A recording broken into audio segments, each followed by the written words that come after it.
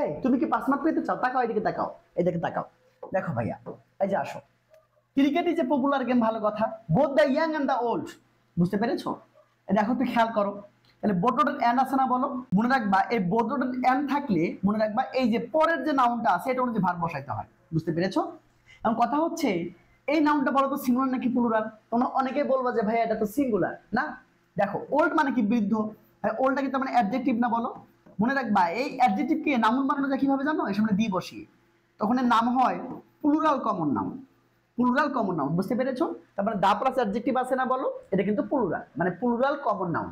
তো সাবজেক্ট যদি প্লুরাল, তাহলে ভার্বটা প্লুরাল বানাতে হবে না? হ্যাঁ, সাবজেক্ট যদি প্লুরাল হয় তাহলে ভার্বটা যেমন আছে রেখে দিবা, শেষ। তার মানে আনসার হবে গেট। খুবই সিম্পল, খুবই সিম্পল।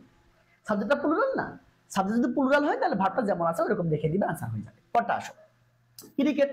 আচ্ছা ক্রিকেটকে বলতো জেন্টলম্যানের গেম বলা হয়, তো ক্রিকেট কি নিজেই নিজেকে বলবে না? প্যাসিভ। তো প্যাসিভ মানে কি বলতো ভাইয়া, যেহেতু এটা প্রেজেন্ট সিম্পল টেন্সের ঘটনা, সেজন্য তোমাকে অ্যামিজার লিখে ভি3 করতে হবে। কি লিখতে হবে? এম এম ইজ আর লিখে তোমাকে ভি3 বানাইতে হবে, বুঝতে পেরেছো? এখন আমাকে বলো ক্রিকেটের সাথে কি বসবে, এম ইজ নাকি আর? অবশ্যই ইজ। এরপর কি বলবো বলতো ভি3, তাহলে কলের ভি3 কি বলতো কল্ড, কলের ভি3 কি বলতো কল্ড, অ্যান্সার হয়ে গেল, শেষ। ইট।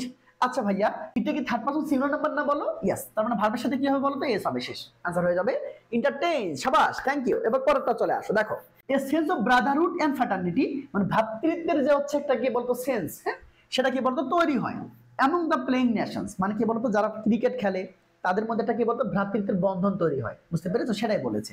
আচ্ছা ভালো কথা, এখন এই সেন্সটা কি নিজে নিজে তৈরি হয় নাকি করতে হয়? অবশ্যই সেন্স তো নিজে তৈরি হবে না, করতে হবে, হ্যাঁ। ওকে, এবার আসো, কথা হলো যেহেতু সাবজেক্টটা কাজ করতে পারছে না তার মানে প্যাসিভ। প্যাসিভ মানে কি? অ্যামিজার লেখে ভি3। এখন কথা হলো ভাইয়া এই যে এই এ থেকে শুরু করে এই যে ফ্র্যাটার্নিটি পর্যন্ত এর মধ্যে সাবজেক্ট কোনটা? মনে রাখবা, মনে রাখবা হচ্ছে এই যে প্রিপজিশন থাকলে তার আগেরটা হলো মেন সাবজেক্ট, এটা অনুযায়ী বসাইতে হবে, হ্যাঁ, এটা অনুযায়ী বসাইতে হবে, এটা হলো হিড ওয়ার্ড, এটা অনুযায়ী বসাইতে হবে। আচ্ছা দেখো সেন্সটা কি সিঙ্গুলার না, বলো। তাহলে এখানে কি বলতো ইজ বলবে, পরেরটা ভি3 হবে, হ্যাঁ, এই যে ইজ বসাইলাম, এই যে এটা কি বলতো ভি3 বানাই ফেলবা, মানে প্যাসিভ হয়ে গেল, বুঝতে পারছো? সেন্সকে কি সেন্সটা তৈরি হয়ে গেল, বুঝতে পেরেছো? বা তাকাও, at present cricket is the most popular game in Bangladesh.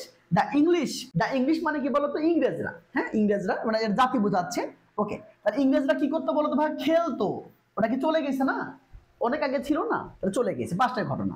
The English কি বলতো প্লেড ইট হেয়ার, এখানে খেলতো, ইন দিস সাবকন্টিনেন্ট, এই উপমহাদেশে, অ্যান্ড সিজ, তখন থেকে এটা কি হয়ে গিয়েছিল বলতো, তখন থেকে কি হয়ে গিয়েছিল, তখন থেকে এটা হয়ে গিয়েছিল integral part of our entertainment, আমাদের কি বলতো বিনোদনের একটা অবিচ্ছেদ্য অংশে পরিণত হয়েছিল। তার মানে তোমরা চাইলে এখানে পাস্ট করতে পারো, যেহেতু এটা পাস্টের ঘটনা, তাহলে এন্ডের আগেরটা যেহেতু পাস্ট হয়েছে তাহলে এন্ডের পরটা হবে ভি2, তাহলে কি বলতো কেম করে দিতে পারো, বিকেম। অথবা কেউ চাইলে হ্যাজ বিকাম করে দিতে পারো, হ্যাজ বিকাম, কেউ চাইলে হ্যাজ বিকাম করে দিতে পারো, বুঝতে পেরেছো? হ্যাজ বিকাম কেন? তখন থেকে এটা আমাদের এন্টারটেইনমেন্টের একটা ইন্টিগ্রাল পার্ট, মানে অবিচ্ছেদ্য অংশে পরিণত হয়েছে। তো কোনো কিছু করেছে, গিয়েছে, খেয়েছে অর্থে হ্যাভেস প্লাস ভি3 করতে হয়, মানে প্রেজেন্ট পারফেক্ট করতে হয়, বুঝতে পেরেছো? কথা আসো, এবার দেখো আওয়ার টিম, আমাদের টিম, এটা কি বলতো ভাইয়া, এটা কি মানে কালেক্টিভ নাউন না? Yes, collective noun. আর কালেক্টিভ নাউন হলে ভার্বটা হবে সিঙ্গুলার, বুঝতে পেরেছো? তবে কিছু কিছু কালেক্টিভ নাউন আছে দেখতে, সেগুলো কিন্তু প্লুরাল ভার্ব নেই।